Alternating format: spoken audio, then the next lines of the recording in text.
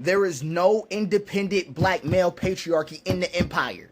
I need that to be known. What exists is a leased throne. It is a simulation of power granted by white patriarchal systems, contingent on performance, silence, distance from true healing. So when a black man appears to lead, protect, or dominate culturally, it is not sovereignty. It is delegated dominance. What it is visibility without autonomy, manhood without sanctuary, love without protection. There's an illusion of power at the celebrity tier. That's why I need y'all to stop over here and saying black celebrity cultures are cute together. Because that's the plot. That's the plot. Right? What it looks like at the top. Right? At the top, it looks like freedom. It does. He's rich. He's known. He has options. And he's calling the shots. But what you're actually seeing is scripted sovereignty, one that requires masculinity as spectacle, emotional suppression, romantic performance, abandonment of softness, willingness to be curated. And real power, the kind that protects, loves, builds families, and heals trauma, is not allowed, right? Because real power will create stability, and the system feeds on collapse. So here's how the black relationship devour system works. First, you get a spectacle of black love. It elevates couples into icons. Their love becomes a brand, a symbol of progress. Right? Should have never happened, honestly. But then there's the surveillance economy.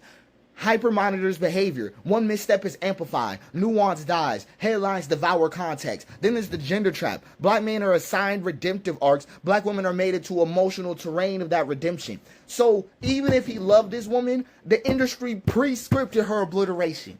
That's what makes it so devastating, and that's what makes black women scream so loudly, because they're like they got me in the crosshair. Now the black guy, he feels the monitoring system kick in early. This whole thing goes unnamed. That's what makes the black relationship devour system so lethal, because both times you noticing it too late. Then you get public grief monetization. When the couple fails, her tears sell, his silence gets praised. The system profits either way. You notice I ain't say them. Then white patriarchy's hidden hand.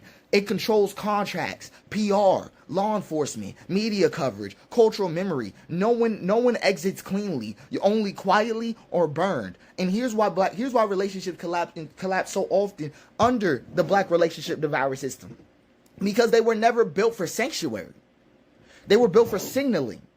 Right? You're not watching lovers grow. You're watching a myth reenact itself. A man play survivor. A woman play healer. An audience play jury. And when it breaks, no one cares what actually happened. They only care whose arc survived. That's because what you're watching is not even a black relationship. You're watching narrative coherence. A narrative. Most of the time you are. Right? So black men do feel torn down. I want that to be known. Because they're being, it's not, and here's the thing. It's not because they're being attacked unfairly. It's because the role of the redeemed black man is unsustainable without emotional repair, and no one gave them the tools to self-heal. So they collapse under myth and then call it betrayal, right? But we're going to go through the same thing again, because I want this to be clear.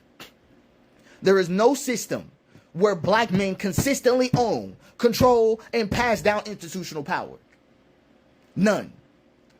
Get past that. What does exist is a media leash. What does exist is a surveillance contract. What does exist is a token system. What does exist is a collapse ritual. So the illusion of dominance at the top is just that, an illusion. And the backlash black women receive isn't rebellion. It's their system trying to force her to carry the fallout of male powerlessness. Powerlessness. That's what I see all the time.